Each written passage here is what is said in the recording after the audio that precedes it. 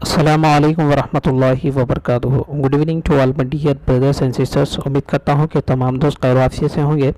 आज हम इस वीडियो में junior lecturer TGT, PGT, TSPSC, Urdu JL या फिर अदर मेथड जो भी हैं उनके लिए ये वीडियो काफ़ी अहम है, क्योंकि पेपर 1 का सेकेंड टॉपिक अगर आप उठाकर देखें, Indian constitution, Indian political system, governance and public policy. अगर सेक्शन 1 की बात करें तो फर्स्ट टॉपिक करंट अफेयर्स रहा। करंट अफेयर्स के वीडियो ऑलरेडी इस चैनल पर अपलोड किए जा रहे हैं। और दूसरा जो टॉपिक है Indian constitution, Indian political system, governance and public policy, उसके जो अहम पॉइंट निकल कर आते हैं एक ही वीडियो में आप तक में शेयर की जाएंगी। आपको मालूम भी होगा, लेकिन फिर भी मैं बताता चलूँ कि सेक्शन 1 जनरल स्टडीज़ से जो सेक्शन 1 है उससे 40 मार्क्स या फिर समझे 40 सवालात पूछे जाएंगे। तो अब रहा सवाल Indian constitution, Indian political system, governance and public policy से कितने सवालात पूछे जा सकते हैं। तो हो सकता है कि इस टॉपिक से आपको 8 या 12 सवालात देखने को मिलेंगे। तो चलिए इससे जो अहम पॉइंट निकल कर आते हैं हम जानने की कोशिश करेंगे। लेकिन आपने अभी तक हमारे इस चैनल को सब्सक्राइब नहीं किया है तो ज़रूर इस चैनल को सब्सक्राइब करें और टेलीग्राम चैनल ज़रूर ज्वाइन करें, क्योंकि आपको वहां पर नोट्स प्रोवाइड की जाएंगी। और वीडियो को ज़्यादा से ज़्यादा शेयर करें क्योंकि ज़्यादा लोगों का फ़ायदा हो सके। तो चलिए सबसे पहले हम ये जानते हैं कि जब हिंदुस्तान आज़ाद हुआ तो अब जब हिंदुस्तान का निज़ाम है उसको चलाने के लिए लॉ की ज़रूरत पड़ेगी, क्योंकि दूसरे कंट्री में भी लॉस हैं।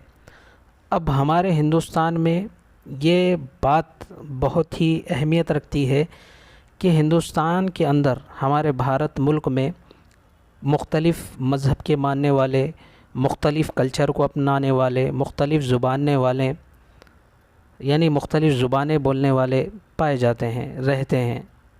तो अब यहाँ पर भारत देश में किसी के भी हक़ को पामाल नहीं किया जा सकता था। इसलिए दस्तूर जो बनाया गया, इंडियन जो कॉन्स्टिट्यूशन है, उसको बनाने के लिए काफ़ी सारी मेहनतें उठानी पड़ी, मुशक्क़तें उठानी पड़ी, तब जाकर ये दस्तूर बना। तो चलिए एक एक पॉइंट करके हम समझने की कोशिश करते हैं। सबसे पहले देख सकते हैं आप इंडियन कॉन्स्टिट्यूशन, दस्तूर हिंद, उर्दू में कहेंगे उसको दस्तूर हिंद। अब पहला पॉइंट अगर यहाँ पर देखें, हिंदुस्तान की आईन साज असम्बली के लिए 1934 में ख़याल किसने पेश किया था। यानी हमको बिट बैंक्स के टाइप में इसको पेश कर रहे हैं। उसके बाद आपको एक टॉपिक क्लियरेंस के लिए यानी आपको एक टॉपिक दी जाएंगी, उसको पहले समझाया जाएगा, उसके बाद फिर बिट बैंक्स के टाइप में आपको पॉइंट्स की शक्ल में पेश करेंगे। तो सबसे पहले देखें, हिंदुस्तान की आईन साज असम्बली के लिए 1934 में ख़याल पेश किया गया था। वो ख़याल किसने पेश किया था? तो जवाब आप यहाँ पर देख सकते हैं, M.N. राय। अब दूसरा सवाल की तरफ जानिब बढ़ेंगे, यानी 1934 में ये ख़याल पेश किया था M.N. राय ने। उसके बाद देखें आप, गवर्नमेंट ऑफ इंडिया एक्ट कब बनाया गया? ये बहुत ही अहम सवाल है। गवर्नमेंट ऑफ इंडिया एक्ट कब बनाया गया? ये एक्ट काफ़ी अहम एक्ट है। इसको देखें 2 अगस्त 1935 में बनाया गया था। उससे पहले आपको ये भी जान लेना चाहिए कि अंग्रेज़ों के 5 बहुत ही मशहूर एक्ट हैं, यानी अंग्रेज़ बनाए थे। सबसे पहले अगर बात करें रेगुलेटिंग एक्ट, जो कि 1773 में बनाया गया। ईस्ट इंडिया बिल एक्ट 1784 में बनाया गया। मिंटो मॉरलिटी एक्ट, जिसको इंडियन काउंसलिंग एक्ट भी कहते हैं, देखिए 1909 में बनाया गया। मॉन्टेगो एक्ट जो है 1919 और गवर्नमेंट ऑफ इंडिया एक्ट 1935। ये अंग्रेज़ों के 5 मशहूर एक्ट हैं। इसको आप अच्छे से जहन में रखें। इन एक्टों में सबसे मशहूर अगर एक्ट की बात करें तो गवर्नमेंट ऑफ इंडिया एक्ट 1935 2 अगस्त को बनाया गया। तो चलिए अगले पॉइंट की जानिब हम बढ़ेंगे।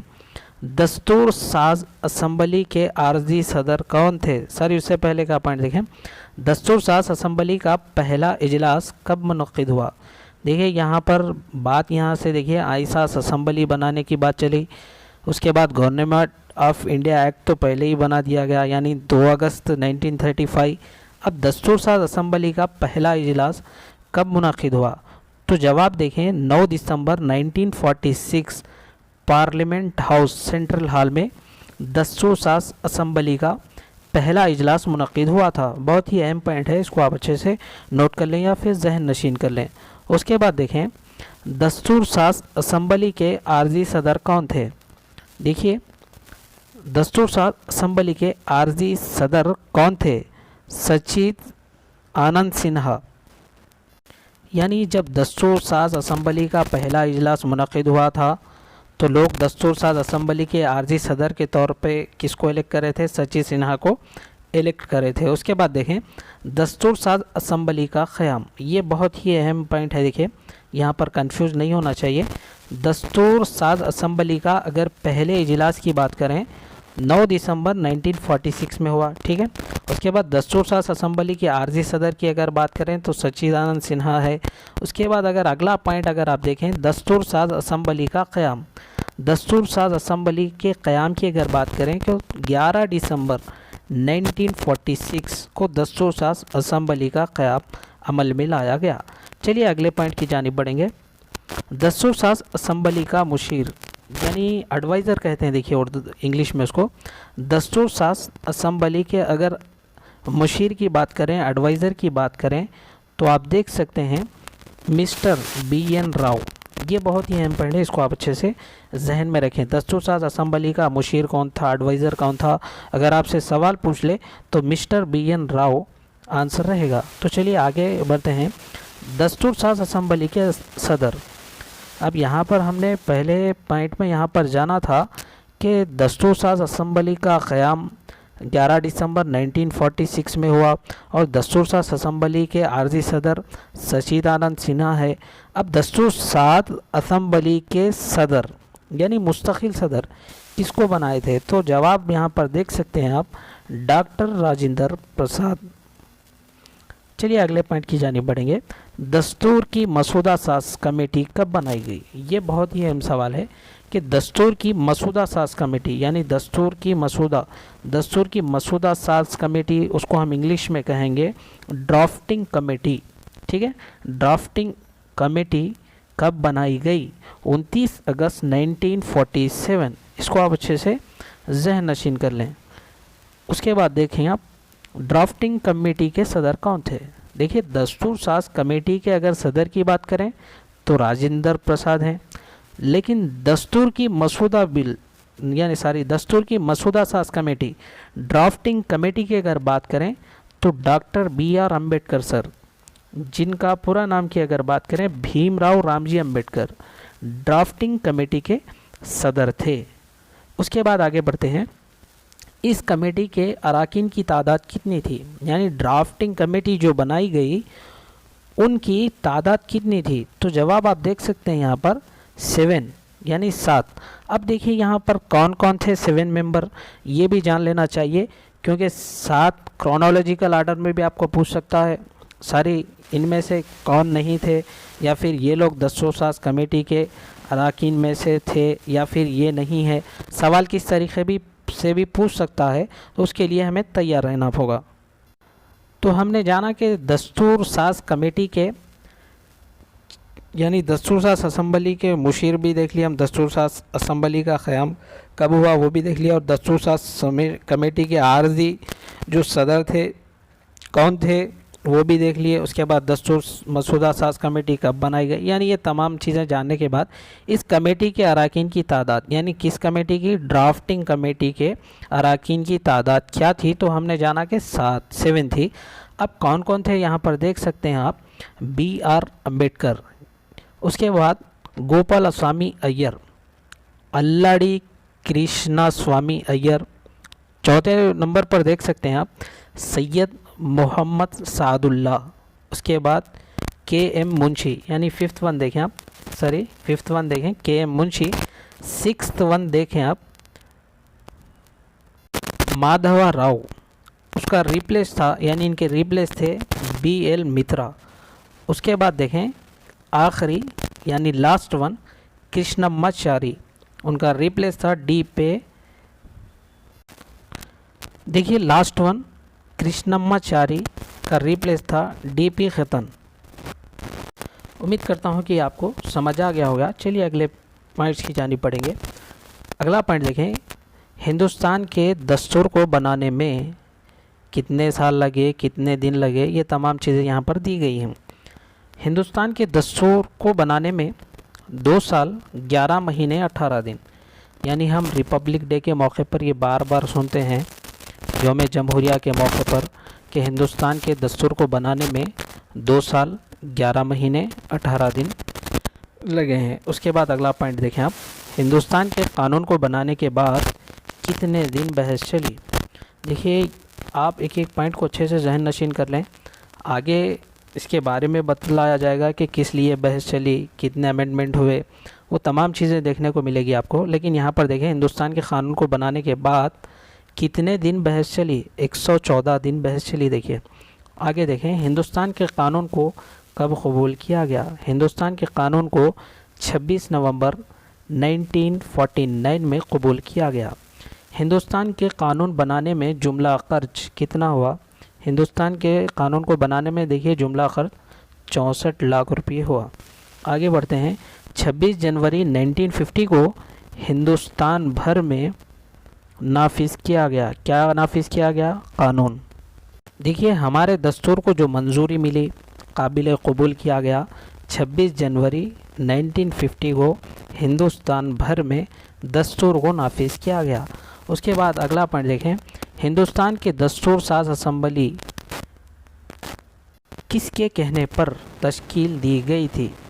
देखिए ये बहुत ही अहम पॉइंट है, हिंदुस्तान की जो दस्तूर साज असम्बली किसके कहने पर तश्कील की गई थी। सवाल पूछ सकता है कैबिनेट मिशन प्लान। तो चलिए आगे बढ़ते हैं। उसके बाद देखें, दुनिया का सबसे बड़ा कानून किसका है। देखिए बिग बैंग के तौर पे है, बिट्स बैंग के तौर पे यहाँ पर देख सकते हैं, दुनिया का अगर सबसे बड़ा कानून किसी का है तो हमारे मुल्क भारत का है, हिंदुस्तान का है, जिसके 22 हिस्से, 8 शेड्यूल, 395 आर्टिकल थे। देखिए हिंदुस्तान का सबसे बड़ा कानून है हमारे भारत मुल्क का, जिसके 12 हिस्से हैं, 8 शेड्यूल हैं, 395 आर्टिकल हैं। अब फ़िलहाल की अगर बात करें तो 25 हिस्से हैं, 12 शेड्यूल हैं, 448 आर्टिकल हैं। देखिए दुनिया का सबसे बड़ा कानून हमारा ये है, हमारे देश का है, जिसके 22 हिस्से, 8 शेड्यूल, 395 आर्टिकल थे। अब फ़िलहाल की अगर बात करें तो 25 हिस्से हैं, 12 शेड्यूल हैं, 448 आर्टिकल हैं। अगर कुल अराकीन की अगर तादाद की बात करें तो 385 थी, जैसा कि आप यहाँ पर बदला गया देख सकते हैं। कुल अराकीन की तादाद 385 थी, जिसमें से 292 हिंदुस्तानी और मुख्तलिफ रियासतों से थे, 93 बरतानवी सूबे से, लेकिन बाद में 299 हो गए। उसकी वजह थी पाकिस्तान की अलहदगी। उसके बाद अगर बात करें नेक्स्ट पॉइंट की, आचार्य कृपलानी असम्बली के पहले मीटिंग के पहले स्पीकर थे और उस मीटिंग में 287 लोग शरीक हुए थे, जिनमें 7 ख़वातीन भी शामिल थी। अब देखिए हमने पहले बात किया था कि हिंदुस्तान के कानून को बनाने के बाद कितने दिन बहस चली थी, 114 दिन। अब यहाँ पर नेक्स्ट पॉइंट पे आएँ तो आपको समझ आएगा। नेक्स्ट पॉइंट आपके सामने ये रहा कि मसूदा तैयार किया जाने के बाद, यानी ड्राफ्टिंग कमेटी जो थी बनाई गई थी, ड्राफ्ट तैयार किए जाने के बाद कितने मरतबा तरमीम किया गया, 2000 मरतबा उसको तरमीम किया गया। उसके बाद उसको फ़ाइनल शक्ल दी गई। उसके बाद देखें, हिंदुस्तानी आइन की असल कापियाँ किस ज़ुबान में लिखी गई हैं। हिंदुस्तान के आइन की जो असल कापियाँ हैं कौन सी ज़ुबान में लिखी गई हैं, तो जवाब यहाँ पर आप देख सकते हैं, अंग्रेज़ी और हिंदी ज़ुबान में। अगला पॉइंट आपके सामने देखें, हिंदुस्तान के कानून को हिंदी और अंग्रेज़ी में किसने लिखा। पहले पॉइंट में जाना कि हिंदुस्तान आइन की असल कापियाँ जो है कौन सी ज़ुबान में लिखी हुई हैं, तो अंग्रेज़ी और हिंदी में। तो अब यहाँ पर दूसरा पॉइंट ये निकल कर आता है कि हिंदुस्तान के कानून को हिंदी और अंग्रेज़ी में किसने लिखा। तो आप जवाब देख सकते हैं, वसंत कृष्ण वेदिया हिंदी में, प्रेम बिहारी नारायण राय ज़्यादा, जो कि अंग्रेज़ी में लिखा था। उसके बाद देखें आइंसास असम्बली की तश्कील। आइंसास असम्बली की अगर तश्कील की बात करें तो आप नीचे देख सकते हैं कि role of procedure committee doctor Rajendra Prasad, fundamental rights minority Sardar Vallabh Bhai Patel, union power committee JL Nehru, union constitution committee JL Nehru, drafting committee BR Ambedkar, flag committee की अगर बात करें तो JP कृपलानी है, देखिए JP कृपलानी। उसके बाद देखें दस्तूर का दिपाचा प्रेम्बुल। दस्तूर के दिपाचे में जो बात यानी क्रोनोलॉजिकल आर्डर में जमाने के लिए ग्रुप 4 में इम्तिहान में पूछा गया था, हो सकता है इस इम्तिहान में भी पूछ ले कोई इम्तिहान में, TGT PGT JL के इम्तिहान में, उसी को ज़ेर नज़र रखते हुए यहाँ पर पॉइंट्स बनाए गए हैं। आप यहाँ पर देख सकते हैं कि भारत के आईन के दिपाचे में किस तरह के इंसाफ की बात कही गई है। भारत का जो दिपाचा है, प्रेम्बुल है, उस दिपाचे में किस तरीके के इंसाफ की बात की गई है। तो नीचे आप जवाब में देख सकते हैं समाजी, मुआशी और सियासी, इन तीनों नज़रिए से इंसाफ की बात कही गई है। आगे बढ़ते हैं। भारत के आईन के दिपाचे में किस तरह करार दिया गया है। भारत को आईन के दिपाचे में किस तरह करार दिया गया है। दिपाचा बहुत ही अहम है, देखिए तो यहाँ पर आप देख सकते हैं सोशलिस्ट, सेकुलर, जमहूरिया, जमहूरी, socialist, secular, democratic, republic. Bharat के आईन के दिपाचे में इस तरीके से करार दिया गया है। तो चलिए आगे बढ़ते हैं। आईन की तमहीद तरमीम की गई।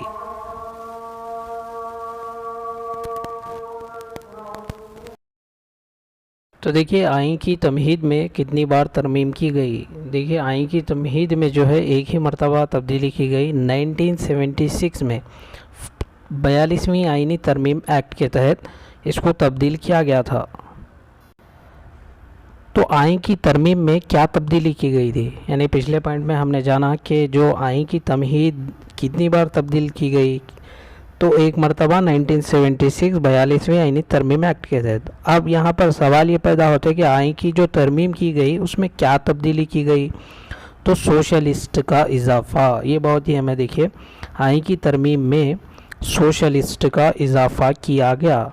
आईन की तमहीद एक ही मरतबा चेंज की गई। पहले उसमें देखें तो सेकुलर, जमहूरिया, जमहूरी, सोशलिस्ट, ये दिपाचे में था, आईन की तमहीद में था। भारत के आईन के दिपाचे में इंसाफ की अगर बात देखें, तमहीद में अगर बात देखें तो समाजी, माशी, सियासी तीनों थे। तो अब तब्दीली की बात करें तो एक मरतबा तब्दील हुआ, उसमें सोशलिस्ट का इजाफ़ा किया गया। तो चलिए आगे बढ़ते हैं। दस्तूर, देखिए ये पॉइंट में कई आंसर्स हैं, यानी जो क्वेश्चन के टाइप में जो बनाया गया उसमें ये आंसर हैं। दस्तूर के एक्ट को बदलना दस्तूरी तरमीम कहा जाता है, जिसको हम इंग्लिश में कहेंगे अमेंडमेंट। इसको बदलने के लिए कौन से आर्टिकल का इस्तेमाल किया जाता है और अब तक कितने दस्तूर को तरमीम किया गया है। यानी दस्तूर के अंदर जो कानून के एक्ट हैं उसको बदलना दस्तूरी तरमीम कहा जाता है।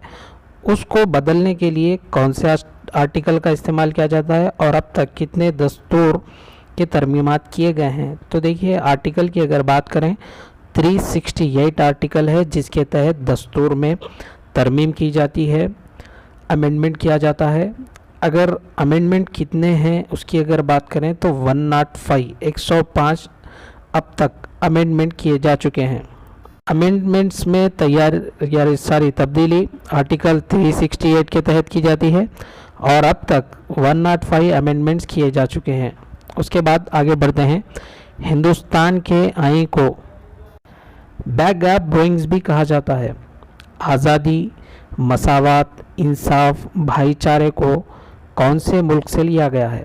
देखिए हिंदुस्तान के आईन को बैकग्राफ ड्राइंग भी कहा जाता है, क्योंकि जब हिंदुस्तान बना था तो दस्तूर बनाना कोई आसान चीज़ नहीं थी, तो इसलिए अलग अलग कंट्री से अलग अलग मुल्क से अलग अलग चीज़ें हिंदुस्तान लेके आए थे, उसी की यहाँ पर बात की जा रही है कि आज़ादी, मसावत, इंसाफ, भाईचारे के कौन से मुल्क से लाया गया है।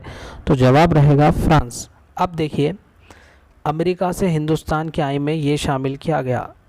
अमेरिका से हिंदुस्तान के आइन में, यानी अमेरिका का जो कानून है उसके आइन से हिंदुस्तान के आइन में क्या क्या चीज़ें शामिल की गई हैं। प्रेम्बुल, जिसकी अभी हम बात करें तमहीद की, उसके बाद written constitution USA, federal structure of government, fundamental rights, function of the president और vice president, independent of judiciary, judicial review, removal of supreme high court जजेस। अब उसके बाद देखें यूके से, यूनाइटेड ऑफ किंगडम से हिंदुस्तान के आइन में क्या शामिल किया गया। तो आप देख सकते हैं nominal head president, designation of prime minister, cabinet system of minister, parliamentary form of government, bicameralism, speaker in Lok Sabha, single citizenship. ये बहुत ही अहम है। देखिए, सिंगल सिटीजनशिप यूके से हम हिंदुस्तान के आइन में शामिल किए हैं। उसके बाद देखें हिंदुस्तान के आइन में कनाडा से हम क्या लेकर आए हैं। Distribution of power between central government and state government. Ireland से हिंदुस्तान के आइन में क्या शामिल किया गया। अगर यहाँ पर आयरलैंड की अगर बात करें तो direct principle of state policy, जो कि पार्ट 4 में है, election of president, nominational member of Rajya Sabha, ये तमाम चीज़ें आयरलैंड से हिंदुस्तान के आइन में शामिल की गई। उसके बाद देखें साउथ अफ्रीका से लिया गया है procedure for a amendments of the constitution. अभी हम बात करें कि आर्टिकल 368 के तहत कानून में तरमीम की जा सकती है, अमेंडमेंट्स किया जा सकता है, और अब तक 105 अमेंडमेंट्स किए जा चुके हैं। ऐसे ही साउथ अफ्रीका से ही अमेंडमेंट्स को, यानी अमेंडमेंट का जो वहाँ पर नज़रिया था उसी को यहाँ पर लेके आए हैं। Procedure of amendments of the constitutions, election of Rajya Sabha members. उसके बाद देखें जर्मनी से लिया गया है emergency provision, suspension of fundamental rights during emergency. ये बहुत ही अहम है। देखिए, जर्मनी से हम इमरजेंसी प्रोविज़न को लेके आए हैं, suspension of fundamental rights, fundamental को भी सस्पेंस किया जा सकता है ड्यूरिंग इमरजेंसी पीरियड के अंदर। उसके बाद देखें ऑस्ट्रेलिया से लिया गया है लैंग्वेज ऑफ द प्रेम्बुल। उसके बाद अगर बात करें जापान से लिया गया है प्रोसीजर इस्टेब्लिश बाई लॉ।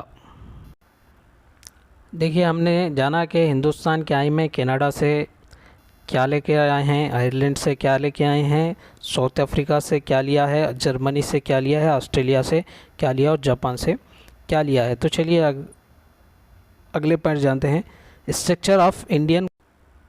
तो चलिए देखें शेड्यूल ऑफ इंडियन कॉन्स्टिट्यूशन। हमने जाना कि हमारे भारत मुल्क में जब कानून बना था, मसूदा कमेटी जब बनाई गई थी, तो कानून जब नाफिज किया गया तब की अगर बात करें तो 22 हिस्से थे, 8 शेड्यूल थे, 395 आर्टिकल थे। लेकिन अब फ़िलहाल की अगर बात करें तो 25 हिस्से हैं, 12 शेड्यूल हैं, 448 आर्टिकल हैं। तो अब शेड्यूल के बारे में हम जान लेते हैं।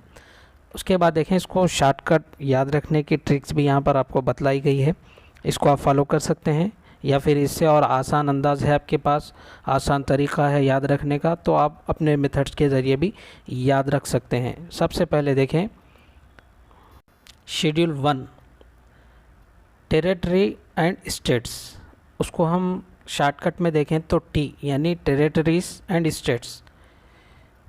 यानी यहाँ पर हमें ये समझना चाहिए कि कौन से शेड्यूल में किसकी बात की गई है। पहले शेड्यूल में टेरिटरीज एंड स्टेट्स की बात की गई है। दूसरे अगर शेड्यूल्स की बात करें, एमोलमेंट्स की बात की गई है। तीसरे शेड्यूल यानी ए अफर्मेशंस या फिर ओथ कह लें। चौथे अगर शेड्यूल की बात करें तो राज्यसभा सीट्स एलोकेशंस की बात की गई है। पाँचवें अगर शेड्यूल की बात करें तो शेड्यूल्ड एरिया की बात की गई है। छठे की अगर बात करें तो अदर ट्राइबल एरिया की बात की गई है। सातवें शेड्यूल की बात करें तो फेडरल लिस्ट की बात की गई है। आठवें शेड्यूल की अगर बात करें तो ऑफिशियल लैंग्वेज की बात की गई है। अगर 9वें शेड्यूल की बात करें तो लैंड रिफॉर्म्स की बात की गई है। अगर 10वें शेड्यूल की बात करें तो डिफेक्शन की बात की गई है। अगर 11वें शेड्यूल की बात करें तो पंचायत की बात की गई है। अगर 12वें शेड्यूल की बात करें तो म्यूनसिपैलिटीज़ की बात की गई है। इसको अगर आप याद रखना चाहते हैं, आसान ट्रिक यहाँ पर बतलाई गई है। ट्रिक के तौर पे देखें, ट्रेस ऑफ ओल्ड पीएम, इसको याद रख लें, शेड्यूल आपको जहन नशीन हो जाएंगे। तो चलिए अब अहम अहम आर्टिकल जो हैं उसकी बात करेंगे या उसको समझने की कोशिश करेंगे। आर्टिकल 14 क्या कहता है? मसावत का हक़। मसावत का हक़ आर्टिकल कौन सा है, सवाल पूछा जा सकता है। मसावत, इक्वालिटी, तो आर्टिकल 14 रहा। देखिए उसके बाद देखें, मज़हब, नस्ल, ज़ात या जिन्स या मुकाम, पैदाइश की बिना पर इम्तियाज़ की ममानियत नहीं है। वो आर्टिकल कौन सा है? तो आर्टिकल 15। सरकारी मुलाजिमत के लिए मसावी मौक़े, सरकारी जो मुलाजिमत है उसमें मुलाजिमत के लिए मसावी मौक़े कौन से आर्टिकल के तहत? आर्टिकल 16। उसके बाद देखें, छूत छात का ख़ात्मा, आर्टिकल 17। उन्वानात का ख़ात्मा, आर्टिकल 18। बच्चा मजदूरी पर पाबंदी, आर्टिकल 24। अक़लियतों का तहफ़्फ़ुज़, आर्टिकल 29। अक़लियतों को तालीमी इदारे कायम करना, अक़लियत मीन्स हम जैसे हमारे मदरसे चल रहे हैं, देखिए अक़लियतों को तालीमी इदारे कायम करने का आर्टिकल यही है। आर्टिकल 13। घरेलू तशद्दुद, 498A। 1988 61 तरमीम थी। वोटर की उम्र में तब्दीली की गई थी, 21 साल से 18 साल कर दिया गया था। 1992 में तरमीम की गई, 73 तरमीम थी। पंचायत राज सिस्टम। अब उसके बाद देखें, जान और शख्सी आज़ादी का तहफ़्फ़ुज़, आर्टिकल 21। उसके बाद देखें, तालीम का हक़, article 21A। Uniform civil code, ये बहुत ही अहम है। देखिए यूनिफॉर्म सिविल कोड, क्योंकि अभी इसका हाल में यानी हालात हाजिर आप जानते हैं। Uniform civil code, article 44। Fundamental duties, article 51A में बयान किए गए हैं। ड्यूटीज़ ऑफ सीएम, वज़ीर आला की चीफ मिनिस्टर की जो ड्यूटीज़ है, आर्टिकल 167 में बयान किए गए हैं। आप देखें ये काफ़ी अहम है। National emergency, article 352। स्टेट या फिर president rule, article 354। Financial emergency, यहाँ पर देख सकते हैं फाइनेंशियल इमरजेंसी, आर्टिकल 360 का इस्तेमाल किया जा रहा। ये जो आर्टिकल दिए गए हैं उसको हम आगे अच्छे से समझने की कोशिश करेंगे। उसके बाद देखें, पार्लिमानी तर्ज़ हुकूमत भारत, पार्लिमानी तर्ज़ हुकूमत अमेरिका। पहले यहाँ पर भारत की बात हो गई, यहाँ पर अमेरिका। अमेरिका में और भारत में दोनों में डिफरेंसेस देखिए। इख्तियारात वज़ीर आज़म के हाथों में होते हैं। इख्तियारात की अगर बात करें तो अमेरिका में सदर के हाथों में होते हैं। सदर यहाँ पर बराए नाम होता है, वज़ीर आज़म यहाँ पर बराए नाम होता है, यानी अमेरिका में। इंडिया की अगर बात करें तो यहाँ पर सदर बराए नाम होता है। उसके बाद वज़ीर आज़म पार्लियामेंट के आगे जवाबदा होता है। भारत में वज़ीर आज़म पार्लियामेंट के आगे जवाबदा होता है। यहाँ पर देखें, सदर प्रेसिडेंट मुक़न्नना के आगे जवाबदा होता है। उसके बाद इसको अगर समझ लें तो ये समझने में आसानी होगी।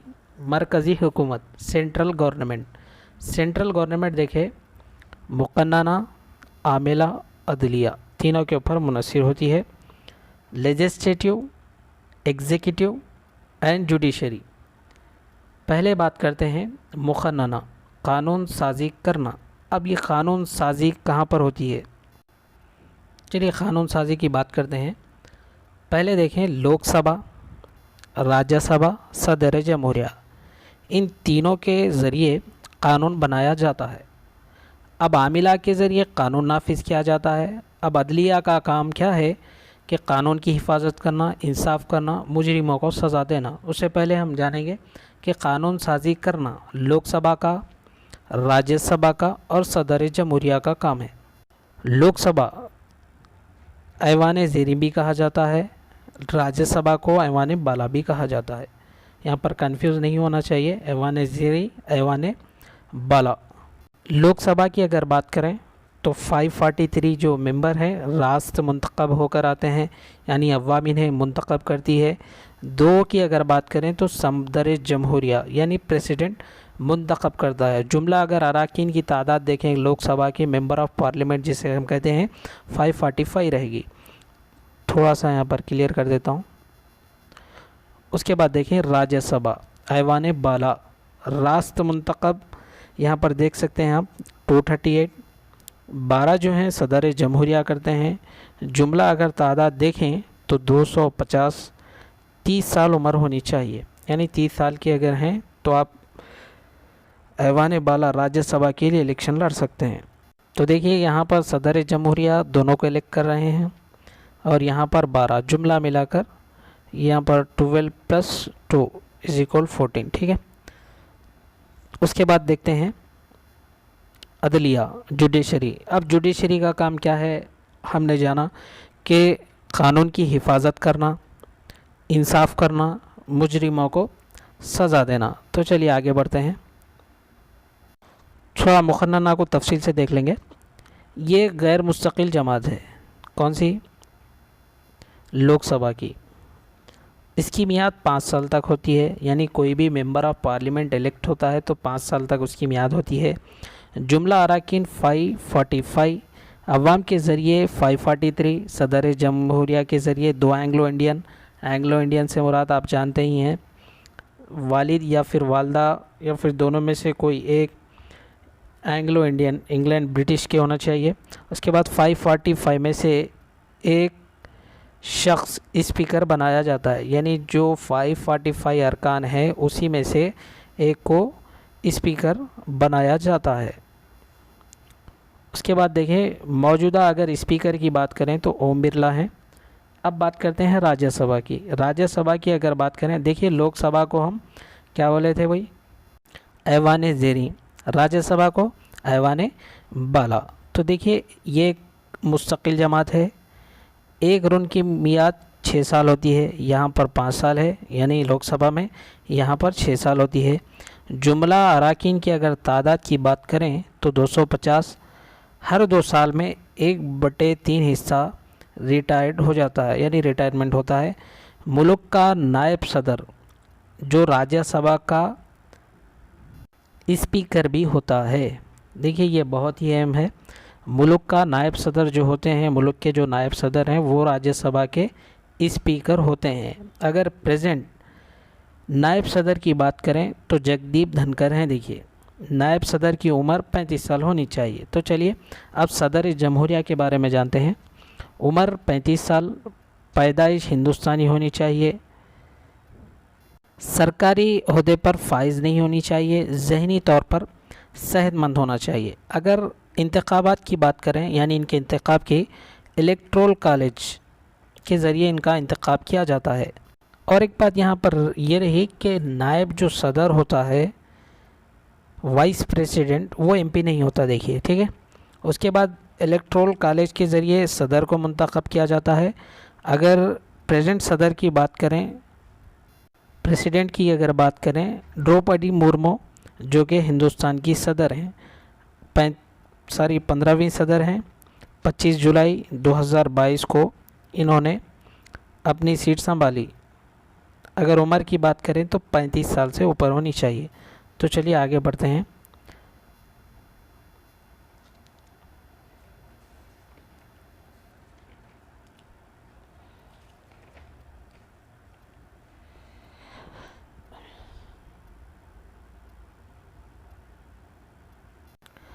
चलिए अब यहाँ पर बिट बैंक्स कह लीजिए, यहाँ से आपको समझने में आसानी होगी क्योंकि अभी आपको तफसील से समझाया गया है कि कौन से आर्टिकल में क्या है। उसके अलावा member of parliament, Rajya Sabha, Lok Sabha, उसकी उम्र, सदर, मुखन्ना, लेजिस्लेटिव, ये किसे कहते हैं, तमाम चीज़ें बतलाई गई। अब यहाँ पर आर्टिकल अगर पढ़ेंगे तो हमको बआसानी के साथ और अच्छे से समझ में आएगा।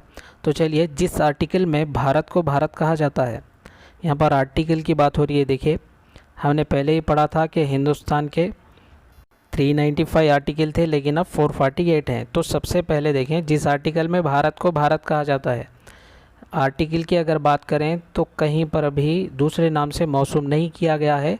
जिस आर्टिकल में भारत को भारत कहा जाता है उस आर्टिकल की अगर बात करें तो आर्टिकल 1 में भारत कहा जाता है।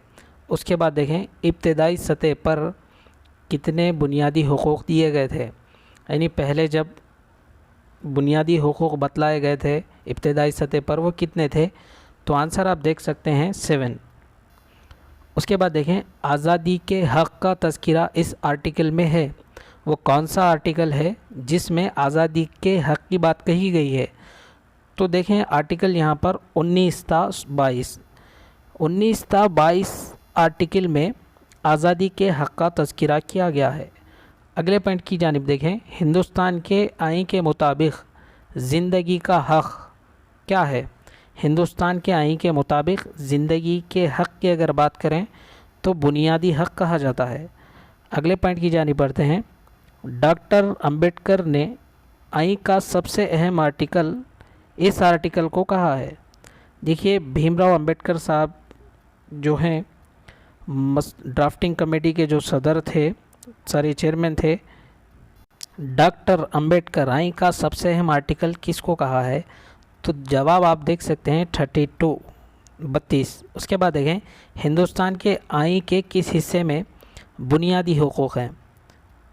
हिंदुस्तान के आईन के किस हिस्से में बुनियादी हुकूक हैं। देखिए हिस्से की अगर बात करें तो जब 22 हिस्से थे, 8 शेड्यूल थे, 395 आर्टिकल थे। अब की अगर बात करें तो 25 हिस्से हैं, 12 शेड्यूल हैं, 448 आर्टिकल हैं। तो अब यहाँ पर सवाल यह है कि हिंदुस्तान के आईन के किस हिस्से में बुनियादी हुकूक के बारे में बतलाया गया है, तो वो बुनियादी हुकूक के अगर हिस्से की बात करें तो तीसरा हिस्सा रहा। देखिए अगले पॉइंट की जानिब जाते हैं। हिंदुस्तान आईन में फ़िलहाल कितने बुनियादी फ़राइज़ का जिक्र किया गया है। हिंदुस्तान के आईन में फ़िलहाल, पहले देखें बुनियादी हुकूक 7 है, अब फ़िलहाल अगर बुनियादी फ़राइज़ की अगर बात करें तो 11 हैं, और आर्टिकल की अगर बात करें तो 51A। उसके बाद देखें बुनियादी हुकूक मुअत्तल किए जा सकते हैं। बुनियादी जो हुकूक हैं वो मुअत्तल भी किए जा सकते हैं, तो वो कौन कर सकता है, सदर कर सकता है।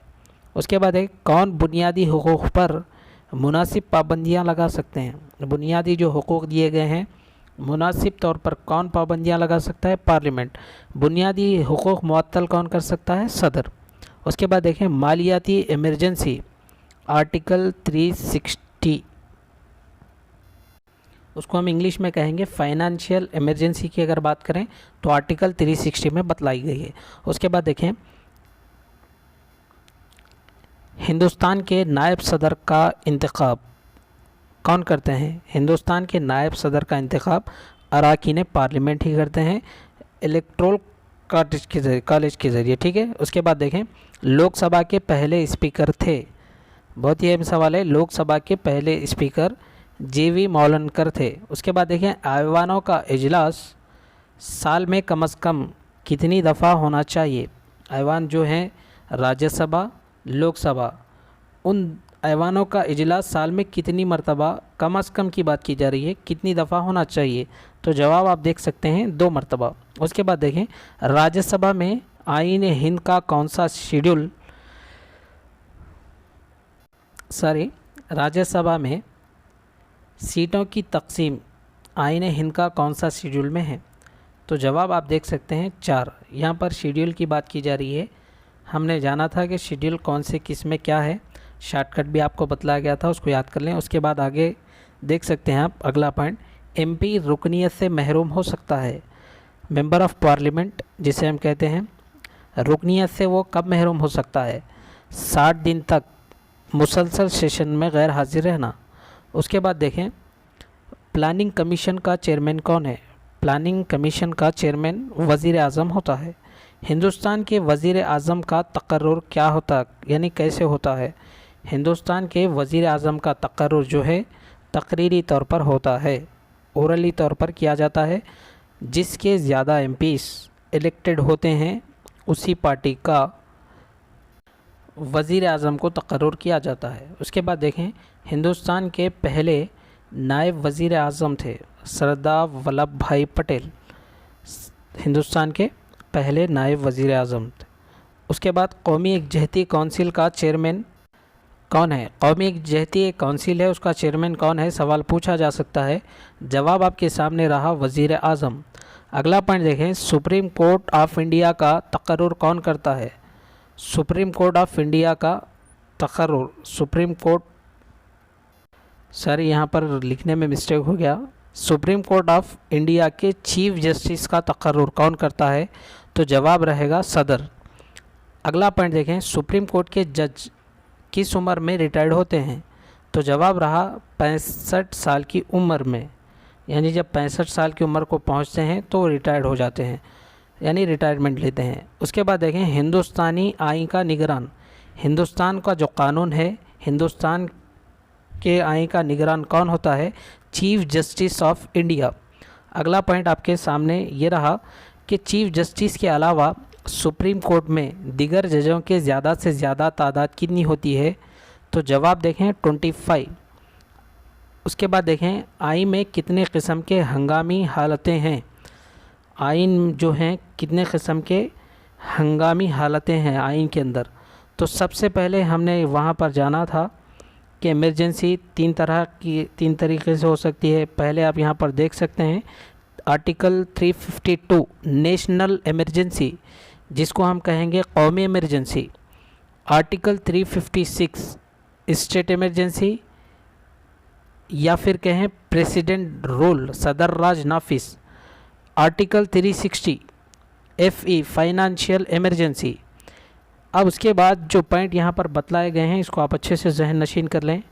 ये तो हमने जाना कि आर्टिकल 352 नेशनल इमरजेंसी कौमी इमरजेंसी कहलाता है। आर्टिकल 356 स्टेट प्रेसिडेंट रूल यानी सदर राज नाफिस, स्टेट इमरजेंसी कहा हमने।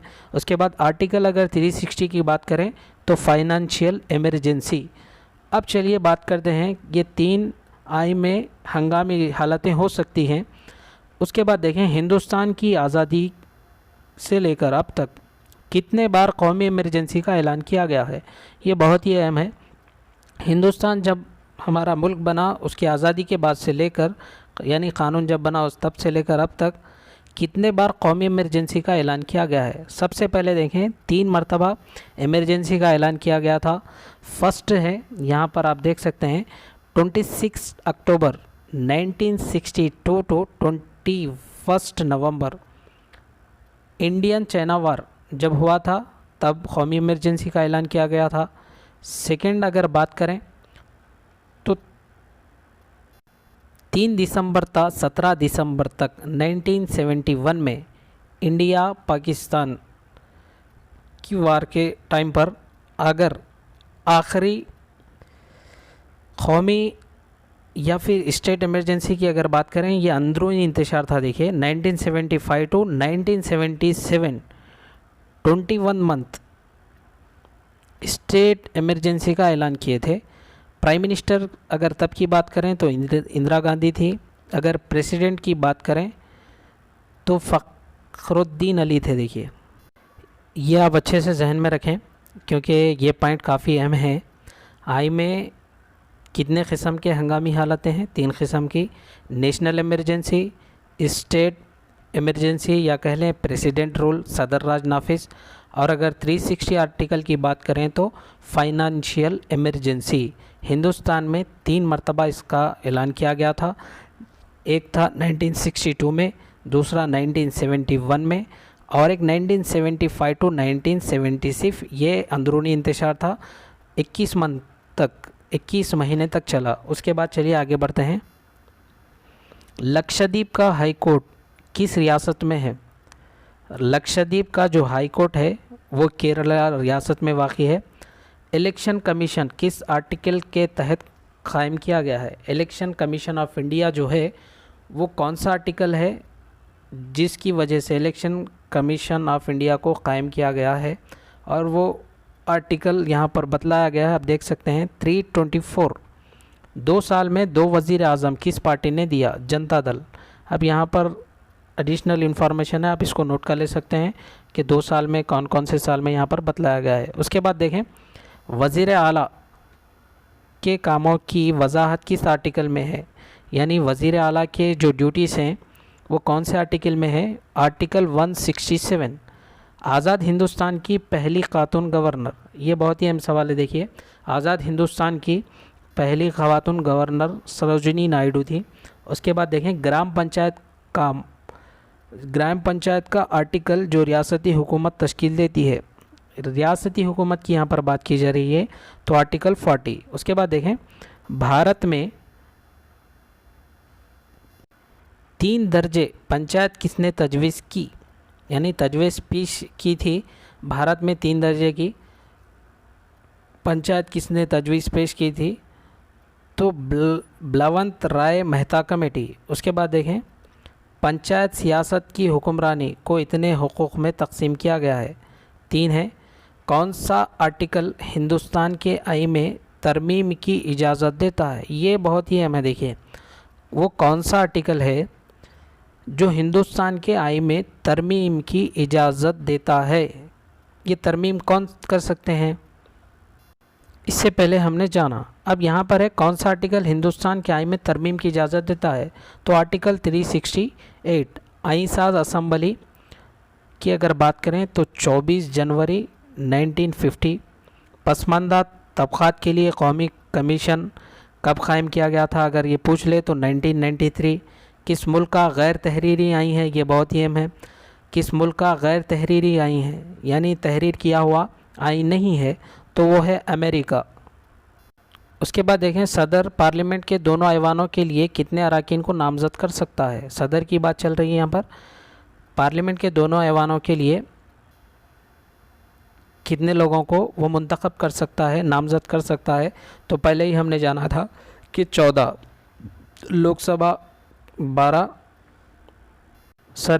से 2 और राज्यसभा से 12। उसके बाद देखें नायब सदर कोई एमपी नहीं होता, ये भी पॉइंट हमने पहले ही जाना था।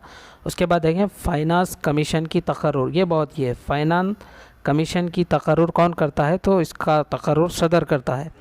पहला मालियाती कमीशन 1951 में बनाया गया। उसके बाद देखें सदर की रिटायरमेंट की उम्र, प्रेसिडेंट के रिटायरमेंट की उम्र 75 साल, और हमने इससे पहले जाना कि चीफ जस्टिस की रिटायरमेंट की उम्र 65 साल।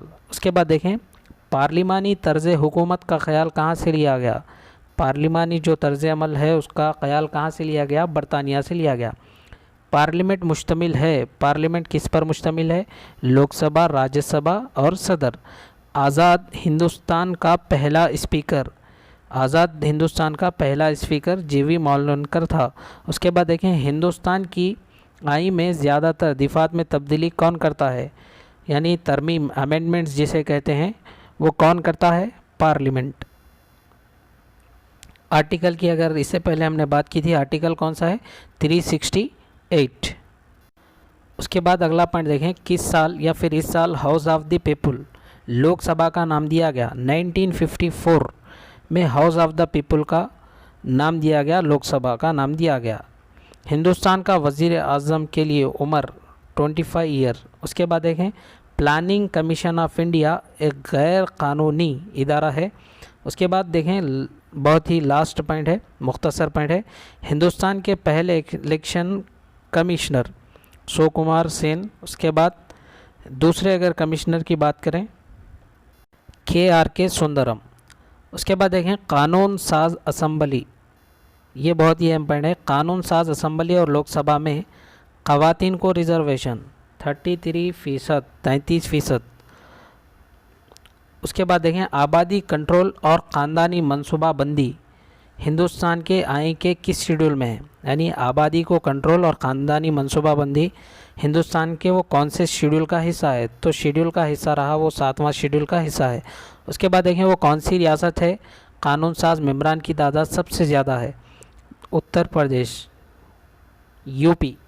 उसके बाद देखें जमहूरियत का लफ्ज़ किस ज़ुबान से लिया गया है? तो यूनानी ज़ुबान से लिया गया है, यानी यूनानी ज़बान से इसको अख्ज़ किया गया है। इंटरनेशनल कोर्ट में जजों की तादाद 15 है, ये एडिशनल इन्फॉर्मेशन आपको दी जा रही है। उसके बाद देखें हिंदुस्तान आईन के कितने अल्फाज बनाए गए हैं? हिंदुस्तान के आईन के अल्फाज की अगर बात करें तो 80,000 है। देखिए उसके बाद आईन बनाने वाला पहला मुल्क कौन सा है? वो रहा अमेरिका, लेकिन अभी हमने जाना कि उसका जो आईन है वो तहरीर शुदा नहीं है, लेकिन वो आईन बनाने वाला पहला मुल्क है। आज़ादी का हक़ इसके ज़रिए रोका जा सकता है। आज़ादी का जो हक़ है वो किसके ज़रिए रोका जा सकता है? एक्ट प्रिवेंटिव, इसके ज़रिए आज़ादी का हक़ रोका जा सकता है। अक़वाम मुत्तहिदा वजूद में आया 1945। अक़वाम मुत्तहिदा के 5 मुस्तकिल मेंबरान, यानी कौन से कंट्री है? देखिए, रूस है, अमेरिका है, चीन है, फ्रांस है, बरतानिया है, यूके। तो देखिए, ये Indian constitution, Indian political system, governance and public policies, ये बहुत ही अहम पॉइंट थे जो आपके सामने पेश किए गए हैं। उम्मीद करता हूँ कि वीडियो आपको पसंद आई होगी। तो इंशाअल्लाह ताला फिर हमारी अगली वीडियो में मुलाकात होगी। अस्सलामु अलैकुम वरहमतुल्लाहि वबरकातुहू।